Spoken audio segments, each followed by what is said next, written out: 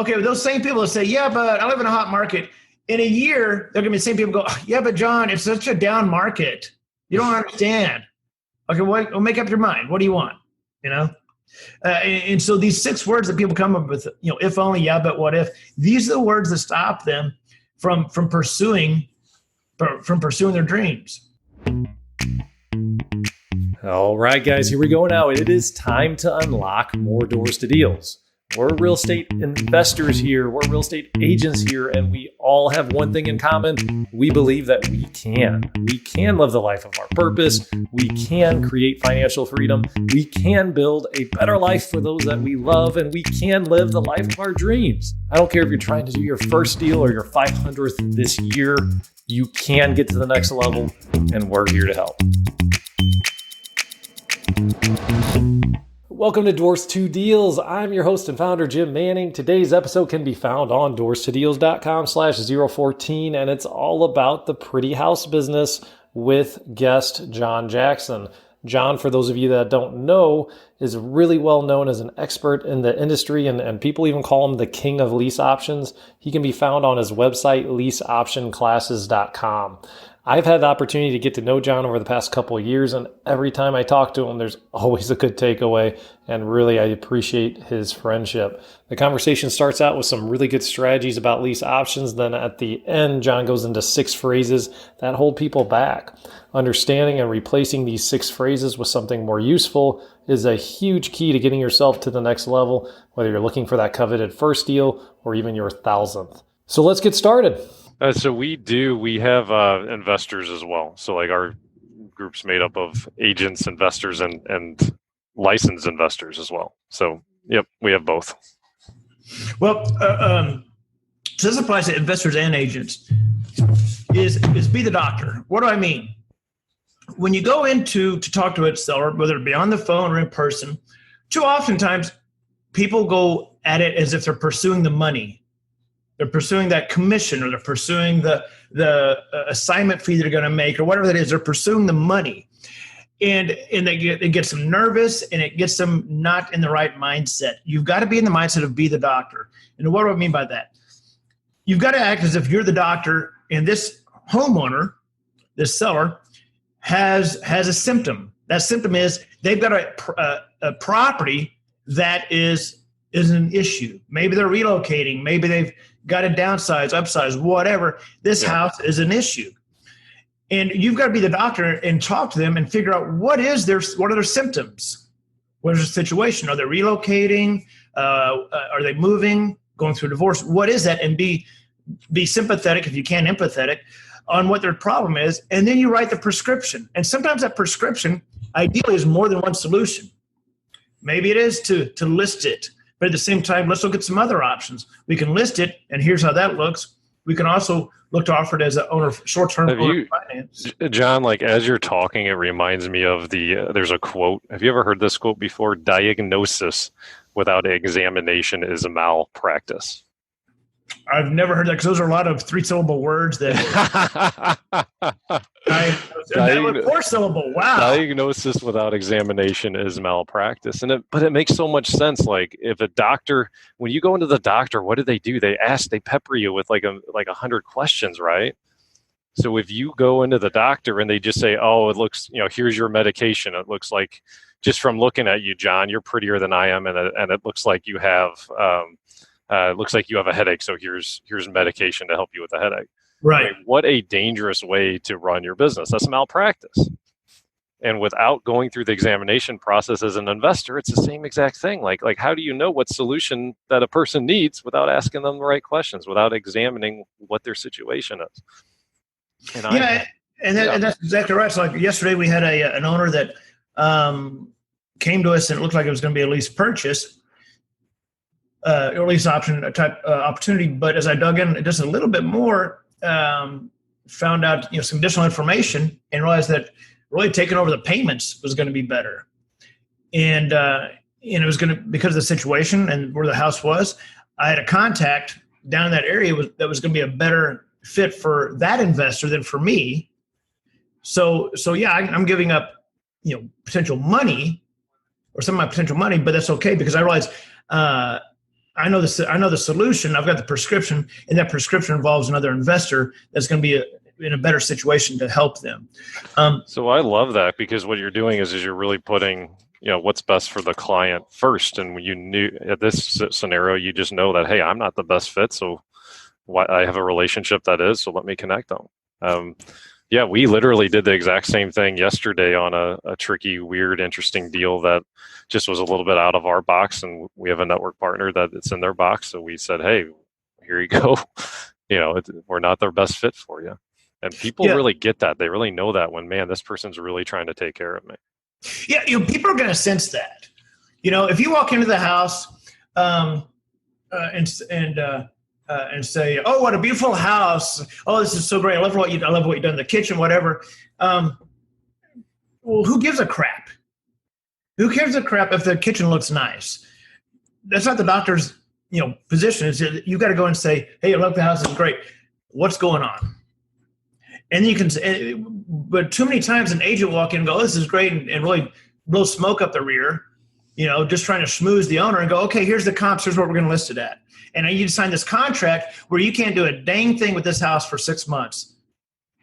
And it's that attitude that's the reason people do for sell by owner. They want to save on the commission, and they don't want the attitude that may come along with some agents. I'm not saying all agents by any means, but I'm saying you've got to get in the mindset of, how can I help you? I'm the doctor. Now you give them the prescription, and it may be more than one. It may be, we can do MLS. We can offer as an owner finance too, and here's how that looks. They may or may not take the prescription. That's not your job to force the pill down their throat. Your job is to say, here's the prescription, and you may or may not take it. And too oftentimes investors, especially new investors, switching to the investor hat now, the investor will say, well, you got to do this. Here's the only thing we can do. And so if somebody's a wholesaler, that's all they do is wholesaling. If it doesn't fit in that box, they're not sure what to do. And they don't know how to do subject to or owner finance, subject to lease option, or whatever the case, short sale, whatever the case may be. I guarantee if somebody comes to me with a short sale situation, I hand that off. I hand it off to somebody that I know is an expert in that field, because that's not my niche, right? And I hear there's a lot from newer investors on, oh, well, there are no deals out there. And this is a perfect example of how there are deals out there, but maybe the person didn't know that right avenue to the right solution for that deal. They get in front of the homeowner, and if it's a short sale, like say they get in front of the homeowner, they say, hey, well, I'm going to offer you this cash offer. It doesn't work for them. Okay, well, now I'm on to the next deal. There are no deals out there. Well, you had a deal, but you just needed to get the right resource around you to do it. And that's what a huge difference I see in experienced investors is like when you get that opportunity, you go through the list of options and go through it and say, okay, well, I don't know a thing about short sales, and I don't have to. I have a relationship with someone that can take care of them. So here you go. Why don't I'll refer that out.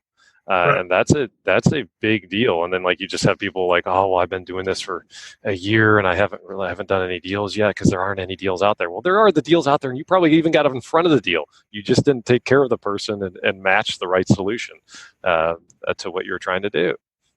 Yep, you're exactly right. So I've got, of course, I've been around long enough that I've got enough people in the industry that I can I know who to position people to, but I know where my strengths are and where my weaknesses are, and I'm not going to go out and try to become the expert on short sales. I just have no desire in that. And so know what your specialty is, and surround yourself with the people that you can push, you can help those homeowners with. Okay, so can we? Okay, well, go ahead. What you're? I was going to say real quickly. This is something. So I just got back from Cincinnati from a 3-day event, and something that everybody absolutely loved that I talked about on the first day is the levels of desperation. And I'll talk about that real quickly here, and then we can move on to whatever boring topic you were going to bring up. It was questions about you. Yeah. Well, let's talk more about me. It was about your pretty face, yeah. Yes. So let's talk about the levels of desperation. Okay. And whether you're an agent or investor or both, you've got to know these levels of desperation, because when you're having these conversations with the seller, you have to know where they fit in these levels. So let's start off at the top. For sale by owner, for rent by owner, MLS, for lease, wholesale, subject to foreclosure. All So right, let me repeat that. Let me repeat one that, more guys. time. It's for sale by owner, Okay. for rent by owner, MLS, for lease, wholesale, subject to foreclosure. And next to foreclosure, you can write short sale. Next to, you can draw a little arrow and put short sale because it could go foreclosure or short sale. Next to for sale by owner, you can put a little arrow to the side and put MLS. Well, what does all that mean? Well, people tend to start off with, let me just put a sign in the yard and for sale by owner. 30 days later, they've got slammed with postcards from real estate agents. Maybe the house hasn't moved, and they go to the next level of desperation. You know what? Let's just rent the dang thing, right? Well, when they rent their house out, now they've become accidental landlords. That was their goal. Now, if that isn't working, then they go to the MLS. Okay, I'll go ahead and eat the 6% commission. When they don't, when the house is on the market for 60 days, now that maybe they've had an empty house payment for a month or 2 months or 3 months, now they tell the agent, you know what, I don't care, just lease the dang thing. So now it goes up for lease. Now, if it does lease, again, they become an accidental landlord. That wasn't their goal. When that doesn't work, now they got to just give away the equity, right? They got to wholesale the thing if they have the room. If they don't have the room and they can't make any more empty house payments, now you go from for lease all the way down to foreclosure. You just skip all those other levels.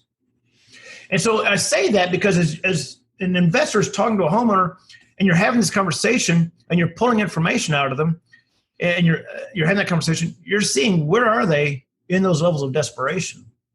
Now, what we do with leasing to buy, we actually work with, for the most part, the first 4 levels. So we work with a lot of houses that are most of our houses are either for sale by owner or on the MLS. Those are the homeowners we work with. Once they get down to, say, the wholesale desperation mode, now we do wholesaling as well, but I don't deal with foreclosures or I don't do short sales, so I know where my wheelhouse is. But if I stay within my niche, my very specific niche, it is those first 4 levels: for sale by owner, for rent by owner, MLS, or for lease. So, just as far as your career goes, I think, did you say 2003 is when you got into the industry? Did you say that at the top? So since 2003, when you started out, were you as niched as you are now? Yes. So you have always been really in this niche. Yep. So you are a rare breed, my friend, because most people do the exact opposite. They are all over the place, and then they have issues. So how many deals do you have in your career now at this point? Almost 3. 3. No. Do you know you're out or just? I don't know. I've done around 700. 700 or so deals. Yeah. Okay, 700 or so. And I don't know how many. The coach that works for me, he's done, I know, at least a couple hundred. And I don't know how many of my students have done, but myself have done about 700. Okay, so 700. I mean, that's a lot, and it doesn't surprise me because you're so focused and you're niched focused, because you can become. That's how you become an expert at something. Is you're not all over the place, right? Yeah, and so there's a saying, the riches is in the niches, and there's definitely a truth to that. And now you can bring on different strategies, as you want to. Like this year, I'll do more of I'll get more into commercial stuff because now I've done something lease options. Doing a lease option deal doesn't fascinate me because I literally can do it with half a brain cell. Just because we've got it down to the systems, it's not difficult. So when I do a lease option, I don't learn anything. I don't go, oh my gosh, that was amazing, I just did a lease option deal. No, it's literally sending a couple of emails and that's it. So I don't learn anything by doing a lease option deal. So for someone that enjoys creativity and learning, it's time to expand into, at this point, doing some commercial stuff. Yeah, that's great. So I've always been within that niche. But you took the time to really get that expertise first, and then now you're branching out to it. And a lot of people think that too. They think, well, what about all this other stuff? And am I limiting myself in some way if I niche down? And well, no. I mean, especially once you get it down, that opens you up to anything else you want to do at that point. Well, let me ask you, who do you think is more financially successful? A general practitioner in this field of medicine, a general practitioner, or the neurosurgeon. Yeah, neuro. Yeah. The guy that's very, very specific niche. So, hey, I got another quote for you, buddy. Bruce Lee says he does not fear the guy that's kicked 1,000 times. He fears the guy that has done the same kick 1,000 times. Oh, I like that. Yeah, and I think I just screwed that quote up. Yeah. You know what? Now I got to look that up. Oh, man. Right? I'll look it up. I'll get it we'll end on that quote. I'll get that for us. But hey, okay, so let's go into lease options, like specifically. So that's your niche, that's your expertise. So let's talk about this. Let's dive into it a little bit. So why did you get into it in the first place? So I got into lease options because my background was the stock market. I was a day trader. So I traded stocks, I traded options. And as I looked to get into real estate, what I found is there were, 15, 20 different ways to make money in real estate. And so I knew with the stock market and real estate have a lot of similarities. First of all markets are cyclical. Secondly, you've got to find your niche. So if you're going to be trading stocks, let's say, you've got to find your niche on how to trade stocks, right? And so it may be that you trade a specific stock, or maybe you trade a sector like transportation.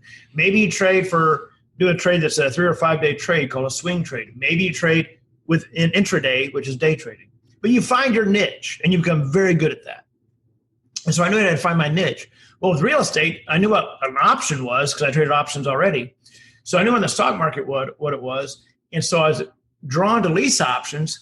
And when I saw that lease options require really no money and no risk, I don't have to go get a loan, I don't do anything, then that's where I was like, oh, wait a minute, this is something I can do. I like this. And so that's what got me into pursuing lease options. And then what I did is I took that information that I had and really had to build a business from scratch, from something that as far as I could tell, had never been built before, which was leasing to buy, which is an actual business solely on lease options. And so what we work with nice houses in nice areas. They don't need rehab. They don't need fixing or anything. I don't care about the equity. We work with houses that may have no equity. I don't care. And those are the houses we work with. So we work with houses that most other investors would be like, well, what can I do with this? There's nothing there. There's no work needed. I know that's what we work with. That's what we like. I like houses that are $250,000 and above. So I don't work with, say, $80,000 houses. I don't work with houses that need a bunch of work.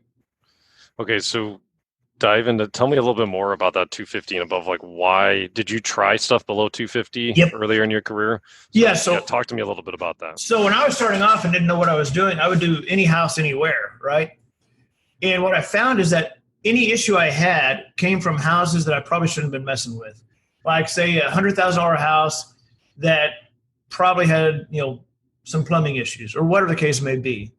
Well, now I've got people moving into a $100,000 house that really, they're never going to buy the house. They're just renters that happen to have the option fee, what I was going to get paid.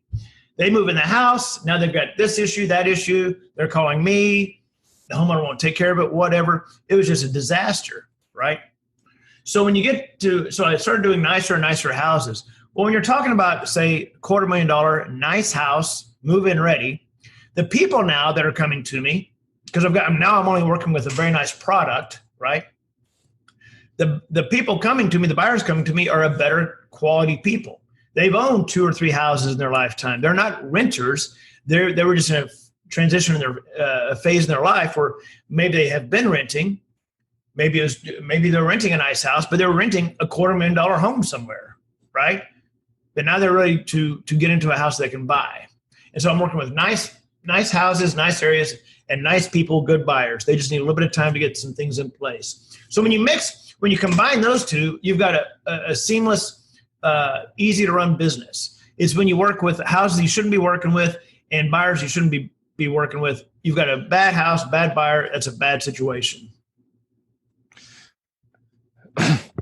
So how long, do you recall like what year you were in it that you decided 250 and above, like that became your like footprint? Yeah, that's a good question. I would say it's moved up throughout the years.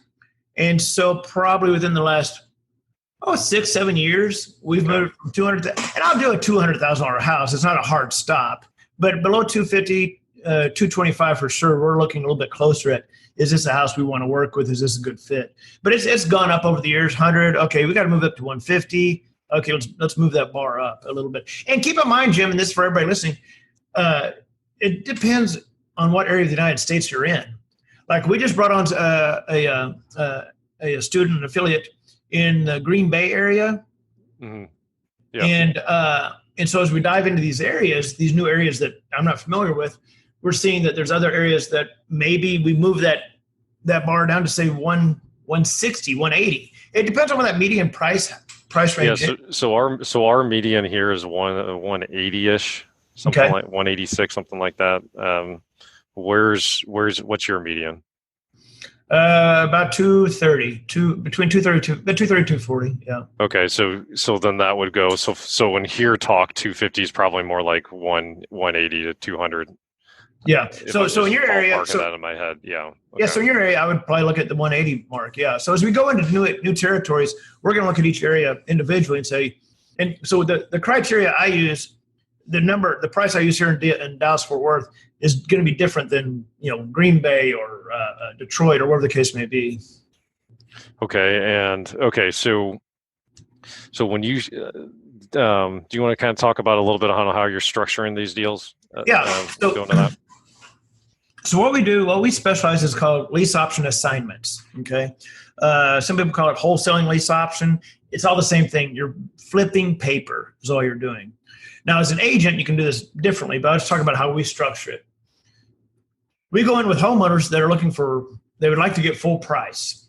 So we offer them the full price, no commission, no negotiating, short-term lease purchase. So it's a 12-month lease purchase. What that means is that the buyers on the end buyers have to get a financing within 12 months. Okay. So it's very short term. We don't deal with 3 or 4 or 5 year lease options. These are short term lease options because the owner at the end of the day wants to be cashed out as soon as possible. Okay. So it's full price, short term, no commission lease purchase. We put the contract together with the owner, between our company and the owner. We then go out and market that contract to our list and on obviously through our channels and avenues. And we get paid an assignment fee for that contract. That contract, we will get about 4% option consideration for that contract. It's an assignment fee. So to put that in a little bit in context of people listening, I would imagine most people watching are familiar with a wholesale deal where you get a house under contract, then you assign that contract to the cash buyer, right? You're getting an assignment fee. Same thing, except that we're not negotiating with the owner. We're setting that price at full price. And our buyer that we're assigning it to isn't a cash buyer. They're going to be actually living in the house. Okay. Yep. So that's how we structure the lease purchase. And then really so the agreement is really ultimately between the existing homeowner and the person purchasing it. And the end buyer, right? So once we assign it, we're out. Now, my company will actually help coordinate whether the credit improvement or financing. We have all that in place to help the end buyer. And that's why, and our success rate of getting people financed within 12 months is unheard of in the industry. Our success rate is upwards of 98% or more of our buyers get financed within 12 months. So that's unheard of and the reason it's that high is because we're working with a nice house, nice area, and we're working with nice buyers, and we screen them very well to know that they're going to be able to get financed within 12 months. That's awesome. So you coordinate the credit approval, and then then you're getting the money up front when the assignment comes in. It becomes binding there. Do you have to put it like with the title company or no? Good question. So we don't use a title company. There's no need to because there's no transfer of title. There's nothing put in escrow. And so we don't even use an attorney. You can certainly use an attorney to close these deals. There's no need for a notary. We just close the deals. I do. Now, I've done this for almost 17 years. So I just literally do kitchen table closing, just like if you were signing a lease, right? But now you can certainly use a fee attorney to close these deals. Nothing wrong with that.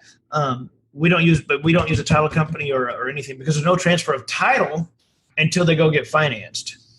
Okay, so so let's say it's one of the 2% that they don't end up getting financed on, then do you just rinse and repeat, try and find a new Yeah, the person owner if the will be the homeowners first. want We'll to be do the it? first person. We'll be the first person that the owner calls. Yep. Because really, at the Yeah, at the the owner will say, "Hey, looks like the lease is up in a couple months." They already said there it looks like you have to relocate to so and so. Can you get somebody else for us? Yep. Takes that long. And do you have like some marketing systems in place to attract these people, or? Hey guys, just wanted to let you know that we're launching a free Facebook group to continue the conversation about this episode or really anything and everything else that's on your mind. We're calling it Doors to Deals, and we'll have access to the to the Facebook group on our website, doorstodeals.com. You can also find it on Facebook as well. Doors to Deals is the name of the Facebook group. So if you want to continue the conversation, connect and meet people and help us launch this thing, please join the group. Love to have you on it, and look forward to kind of seeing you online on Facebook. Thanks, guys. Do you have like some marketing systems in place to attract these people, or like how, Yeah, so because it's an end buyer, marketing is needed too, correct? Yes, we've got the marketing to the sellers and we have the marketing to the end buyers. So we certainly have our systems in place for marketing to the sellers. We have software and platforms that we use, and we've had help develop that will actually go out and find for sell by owner and for rent by owner homeowners, and we'll text them or email them about their property. And if they're even slightly interested, then we get them on the phone. We will actually do a direct mail, but we do direct mail different than most people. We have a very specific mail piece that we use that we will send to sellers. Because I'm not an agent, I can actually market to listed houses. I don't call the owner. I just do a mail blast. And so we will actually target houses that are on the market for over 60 days or over 90 days. And we do that, again, because I'm not an agent. But we always tell them, if they come on board with us, if they're listed, we always tell them to keep the contract with the agent. Don't cancel that. Keep that listing with the agent, which that's a whole other conversation. But marketing to buyers, we have, of course, our website. So that's let's slow it down really quick because I think that's an important nugget. So why do you want to honor that relationship with the client and the agent? Like why is that important to you? Yeah, it's important to me because here's the thing. First of all, we never say cancel your contract. We're not anti-agent, okay? I'm not an anti-real estate agent. However, at the end of the day, me telling them to keep that listing is being the doctor. What's their end goal? Their end goal is to sell that house. If I say cancel that agreement and go with me only, well, I've removed part of their prescription. And then homeowners love that. Homeowners love the fact that we say, yeah, market. I literally have houses that'll have my sign in the yard and a for sale by owner sign right next to it. I don't care because guess what? We approach it, and I tell homeowners this. We approach this from a different angle. I approach this from the aspect of if it were my house, what would I want? Well, it's my freaking house. I want to have every avenue possible to dispose of this house. For sale by owner, lease purchase, for rent, MLS, whatever. It's my house. And one of the things people don't like about working with agents is they feel like their hands are actually tied and are bound once they sign that contract. They can't do anything with their house for 6 months. And they don't like that. They like having the freedom to do what they want with their house. And so when we come in and say, keep that listing, they're like, oh my gosh, thank you. Or, hey, keep it for sub-owner. Wow, are you kidding me? Nope. So how do you handle so I'm sure you've had a upset agent when you start doing this with a homeowner. How do you handle that conversation? I just give them your phone number. Say he's prettier than you.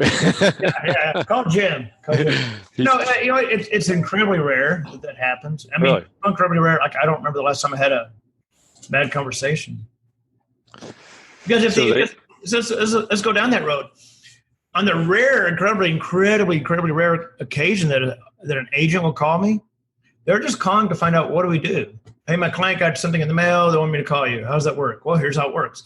At the end of the day, the agent that's calling me, they don't give a crap how it works. They just want to know how do they get paid. So are you giving? So is that agent then getting a commission 12 months later then if it sells? That's between the owner and the agent. That's their relationship, not mine. Okay, so sometimes Now, if an agent brings me a house, okay, that's different. And I'll give that agent it may be a full month's payment or whatever. And then if they have something else worked out on the back end with the owner, I don't care. Doesn't affect me.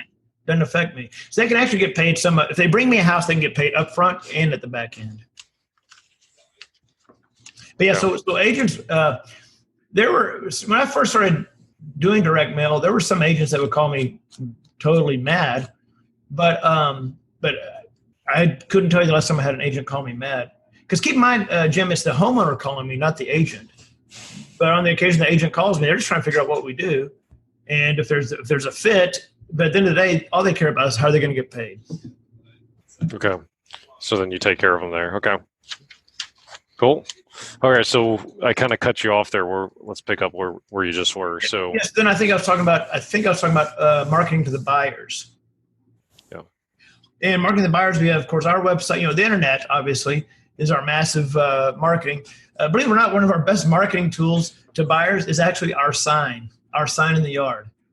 And our sign is not some handwritten piece of garbage thing that's made with a mark slot that says, bad credit, no problem, or something stupid. Yeah. It really looks like our logo, like this, and has my name and number on it, or our affiliate's name and number on it. It'll have our logo, name and number, and that's it. Our website. So people see that in the yard, and they realize, oh, wait a minute, maybe that's something I could do. So for as an example, if you can have a Remax sign in the yard, right? And this has happened plenty of times, and the owner's not getting really any activity, no showing. We put our sign in the yard, and I got the agent sign and our sign, and suddenly, bam! Within 2 weeks, we've got people are calling on it immediately because they're like, "Wait a minute, that's something different." Now somebody's thinking outside the box. So the sign in the yard is huge.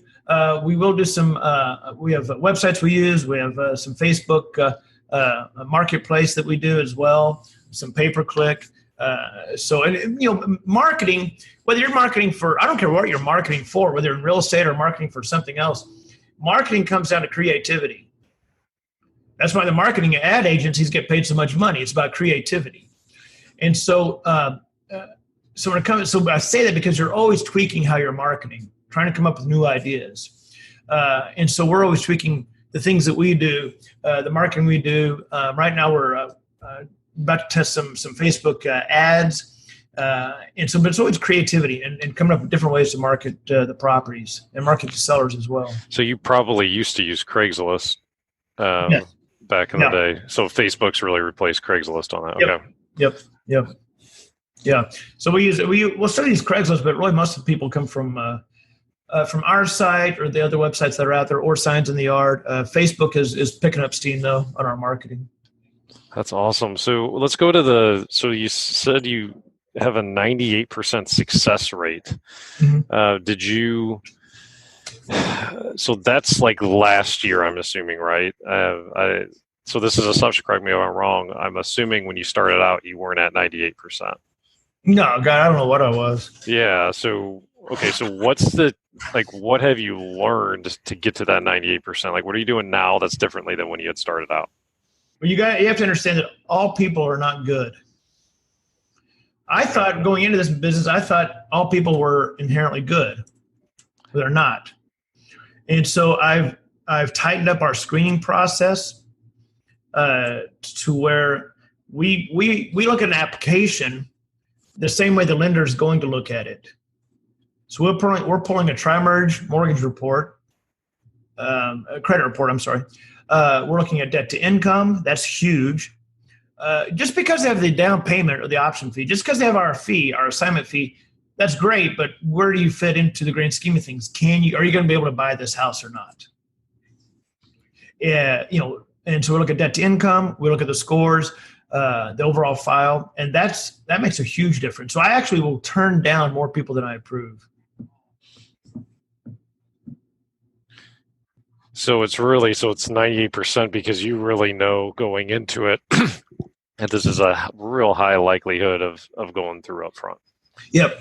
And so if their debt to income is too high, we can't help them with that house. If they just filed for bankruptcy, we can't help them. We work with people that if there was a life issue, the life issues in the past, the dust has settled, and now they're almost back on top. They're either on top or almost back on top.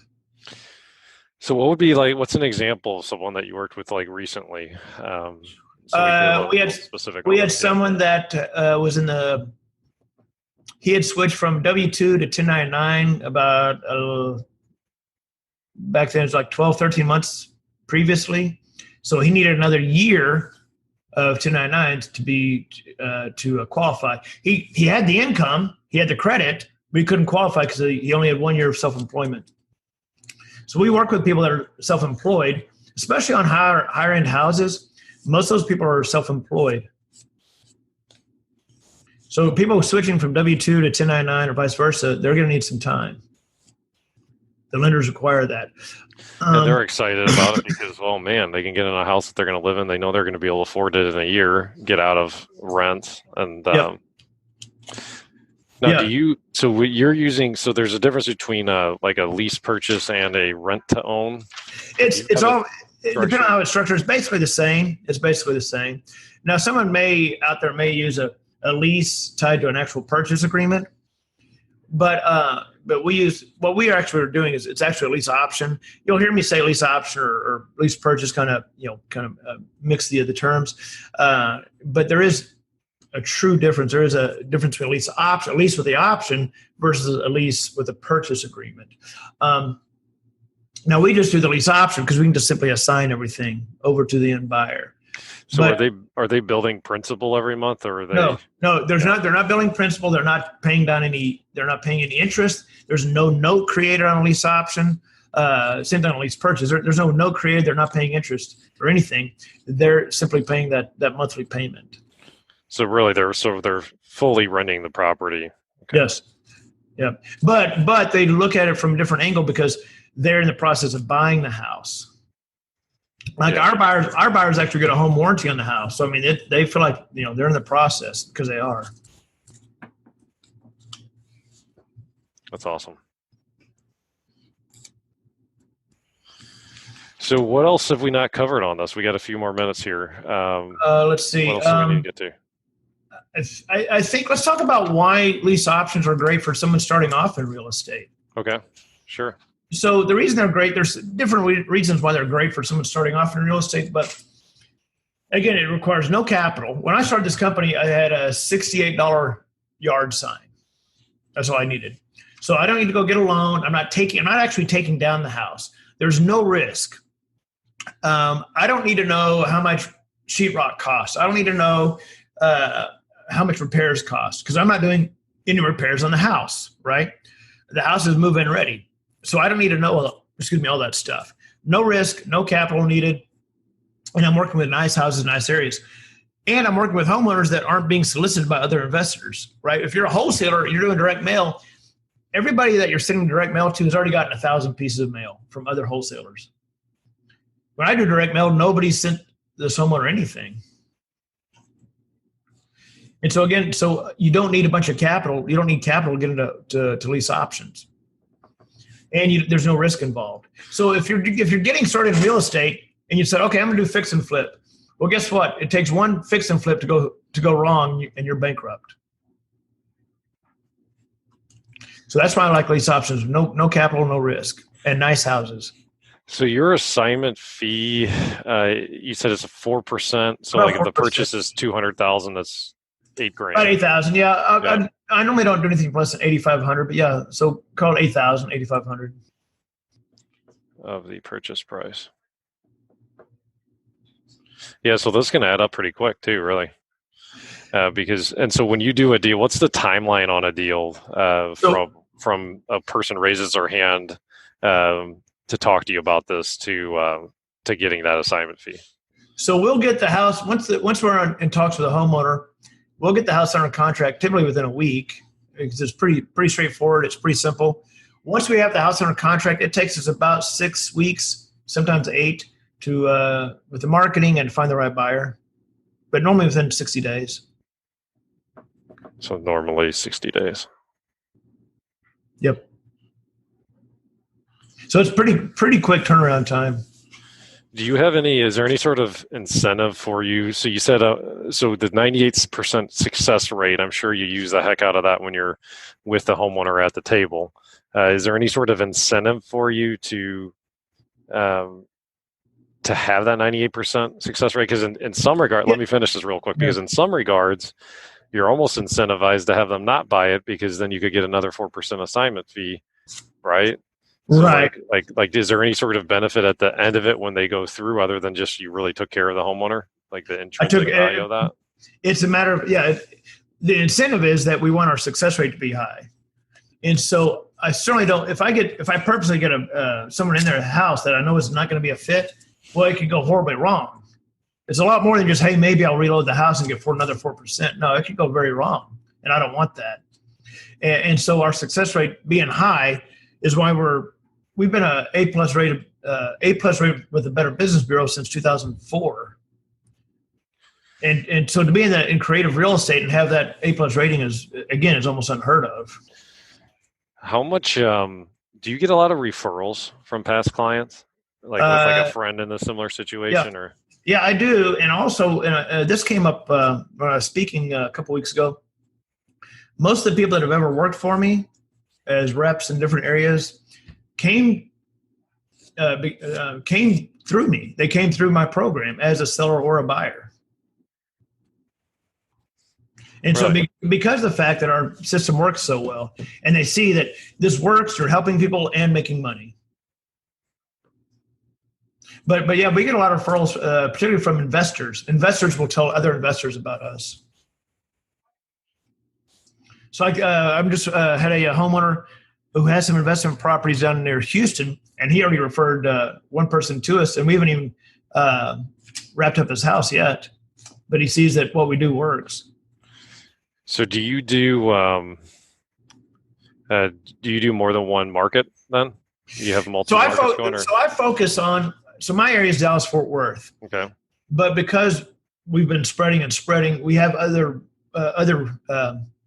what we call affiliates in different areas, like Houston, now Green Bay,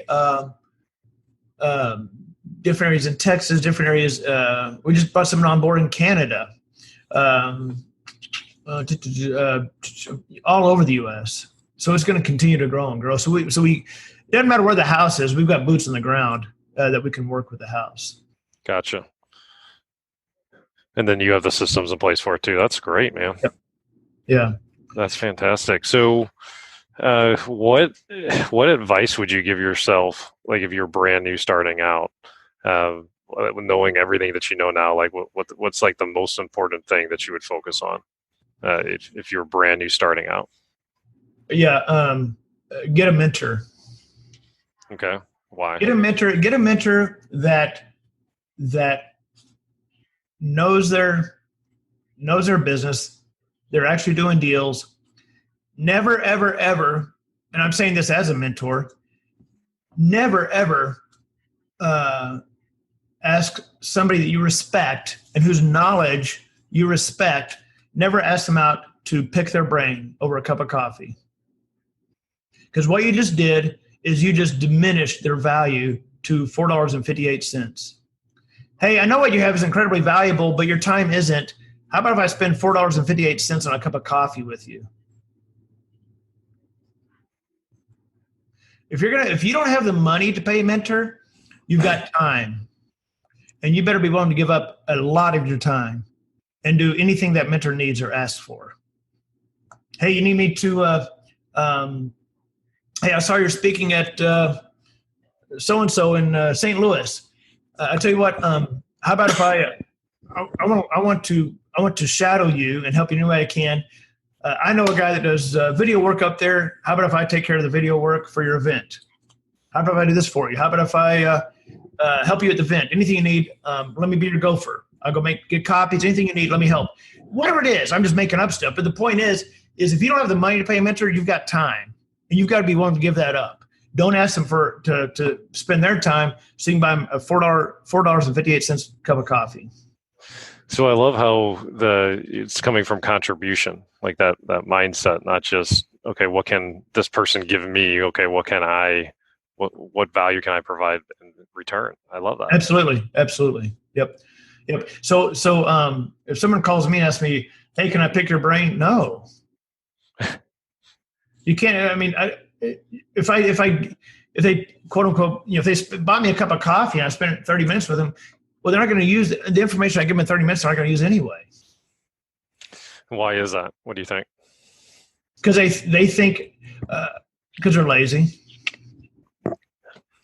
So you see a lot of people that are over the years are lazy. So like, why?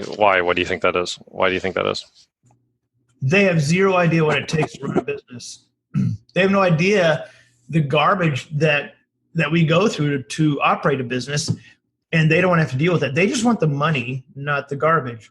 Look at the garbage that you've gone through, which I don't even know, but as an example, I'm sure you've gone through plenty of garbage with 3 doors. That just happens because it's a business. Things happen. I'm going through garbage right now with something that just popped up this week, unrelated to lease options, just other business stuff. Nobody wants to go through that crap. They're not willing to put up with it. Why was I never a Navy SEAL? Why did I never join the military? I wasn't willing to put up with the crap. I wasn't even willing to get the haircut. Yeah. So I'm not willing to do that. Well, the military's not for me. Yeah, everybody wants to get to heaven, but they don't want to die to get there, right? Like exactly. Yeah. So it's interesting is like we see all like the Super Bowl champions, we see the Olympics like celebrating the Olympic gold, and what we don't ever see is the hours and hours and hours and a life dedicated to practicing and mastering a skill. Mm-hmm. And business really is the same way. It's not just there are like going through this, there's a lot of obstacles, a lot of stuff you have to deal with and overcome. Yep, absolutely. And the truth is, they might not have the personality for it. They may be set. Their personality may be where they need that comfort of that every other week paycheck, and that's their comfort zone. If they're not willing to get out of their comfort zone, when I say get out of their comfort zone, sometimes it's on a daily basis, weekly if not daily basis, that they've got to get out of their comfort zone. And if they're not willing to do that, then they're not going to be successful in business. It's not for them, whether it's real estate or anything. One of the things I talk about in my 3-day event is the Guru Mindset, which is a whole section where I talk about mindset and comfort zones and the 6 words that kill. And the 6 words, just for everybody listening, for you, here's the 6 words that kill dreams, hopes, and entrepreneurship. It's if only, yeah, but what if? If only, yeah, but what if? And so these are subconscious words we ask ourselves. And I still do it to myself. And I've got to stop myself if I catch myself doing it.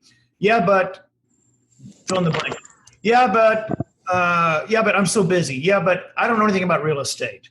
What if I get sued? That's a huge one in real estate. People get worried about, what if I get sued? Okay, what? What if you get sued?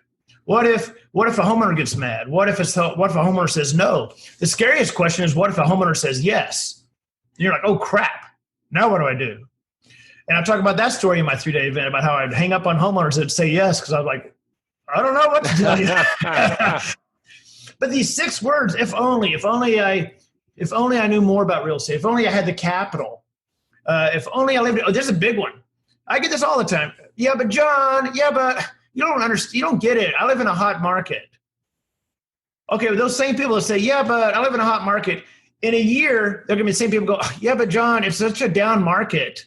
You don't understand. Okay, well, make up your mind. What do you want? And so these 6 words that people come up with, if only, yeah, but what if? These are the words that stop them from pursuing their dreams. Yeah, and then what's interesting is you get in that mindset, and then there's a really good guru or that comes up with a magical bullet that works, and it's going to make you all this money. So people then will pull the trigger on it.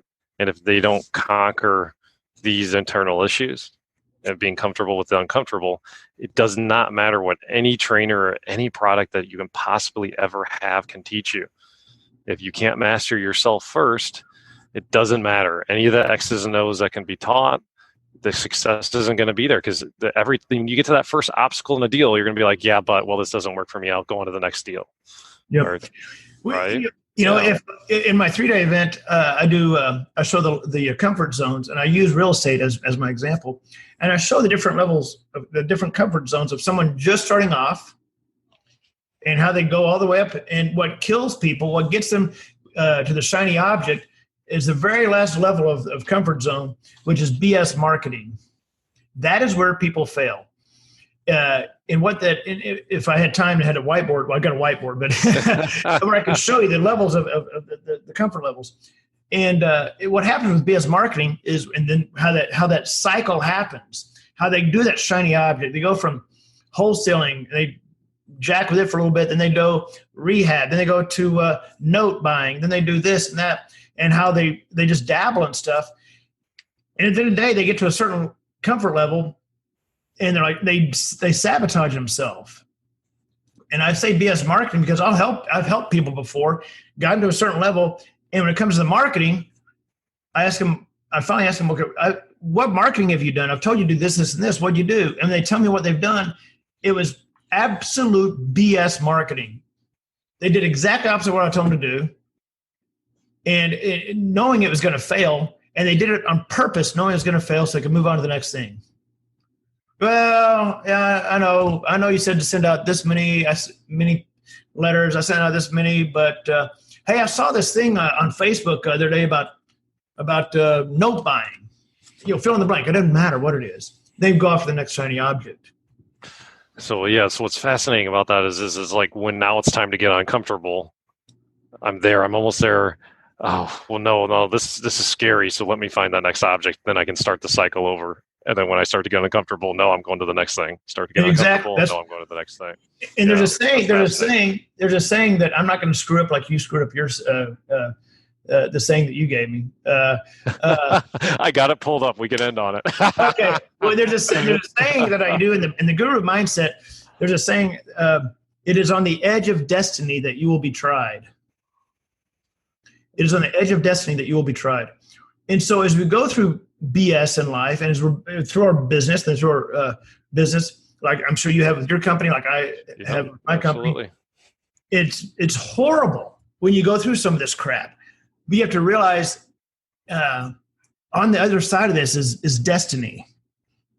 So what I'm going through this week has to do with something totally out of my control. It had nothing to do with lease options or real estate. Totally out of my control. But I'm trying to approach it from the aspect of once this is fixed, on the other side is going to be just much, much greener pasture. It's going to be amazing. And I'm going to be so glad I had to go through this pressure to get to this thing, to this other side where I'm like, oh my gosh, thank goodness this happened, right? And it's I don't want to bore everybody with the Emperor Moth story, but it goes back to the Emperor Moth story about the pressure that we have to go through in order to fly. And I don't know, how long do we have here? I can tell you it's about a 60-second story. Do we have 1 minute? Yeah, let's do it. Let's finish on this one. Okay, Emperor Moth story, guys. Listen to this. A guy's walking through a park, and he sees on the ground this huge cocoon. It's an Emperor Moth cocoon. And so he's like, oh my gosh, this thing fell out of a tree. He takes it home, puts it in a jar, puts little holes in the jar, and watches it. And after a couple of days, he sees this thing starting to move. So he's watching it. And finally, he sees this Emperor Moth trying to break out. The moth can't get out. He watches for a day, 2 days. He's finally thinking, oh my gosh, this thing's going to die. This beautiful Emperor Moth is going to die. So he takes a razor blade and very carefully cuts a slit in the side of the cocoon, very carefully. Well, within about 30 minutes, the moth just finally gets out, flops out on the bottom of the jar. He flops on the bottom of the jar, he's flopping. His wings are wet, he can't fly. He finally dies. Within like 15, 20 minutes, he dies. Well, he dies because he couldn't fly. You see, when God made that cocoon to cause incredible pressure on that moth, so when he would finally work his way through, that pressure would wipe the wings off and he could fly. But as soon as that guy took away that pressure with that razor, with that little slit, there was no pressure to remove the water. And that's how life is. We go through BS and we go through this crap that we have with our businesses and our companies and our relationships so we can wipe the water off our wings so we can fly. So the crap you've gone through with 3 doors, whatever that crap may be, whether it be with partners or relationships or deals, that was water being wiped off your wings. The crap I'm going through this week, which is very real, I know it sucks.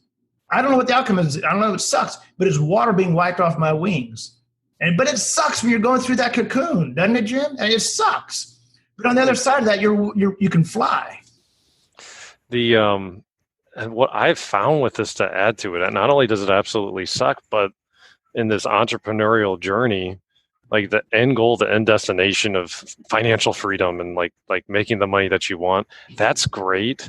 But what's more powerful is the person that you become, because of all the trials and all the obstacles that you've came through. So like, as much as anything as what the end financial rewards are, it's as much about who you become. And the journey of that is like, oh my goodness, the resourcefulness, the little extra giddy up in your step. Like when you start to become a person that no matter what life throws our way, you can inch out of and become strong enough to handle anything. Absolutely, dude. I have the Bruce Lee quote up, but screw it. We're ending on what you just did. Okay. That's more powerful. I'll have Ara put on our Facebook page the quote. I am known to screw quotes up, by the way. This is not the first time I've messed it up and then had to retract it. But I appreciate you. One quick quote here that maybe you want to put up. The road of life is paved with a bunch of dead squirrels that couldn't make up their mind. So, guys, I don't care if you go right or left. Just make up your mind and do it. Otherwise, it's going to be a dead squirrel on the road. Dude, I appreciate you. Thank you so much for sharing your wealth, your wisdom. So if anyone feels compelled towards this niche of lease option and flipping paper, so to speak, as John described it, I think if you probably just Google John Jackson lease options, like your website will come up. Yeah. If you Google John Jackson, it's actually a black boxer in England, and I'm not a black boxer. So I haven't beat him out of the search engines yet, but just Google John Jackson lease options and you'll find me. Okay, right on, man. Well, I really appreciate you sharing with us. Thank you so much for your time, and thanks for your friendship, man. I appreciate it. I learned quite a bit from you, and I think the coolest thing that you said to me today, I know we're a little bit over on time, but is really, I like the thought of being a doctor on the appointments and really trying to examine what's going on with people. I absolutely love that, man. So I appreciate you. Thank you so much. All right. Have a good one, guys. Thanks, guys. Take care. Guys, for the YouTube video and other great resources, make sure that you go to doorstodeals.com/014. Again, that's doorstodeals.com/014. Go out, live your purpose, and above all else, go after your dreams. Take care till next time. Thanks for tuning into this show. For more episodes and resources that will unlock doors to deals, check out our website, doorstodeals.com.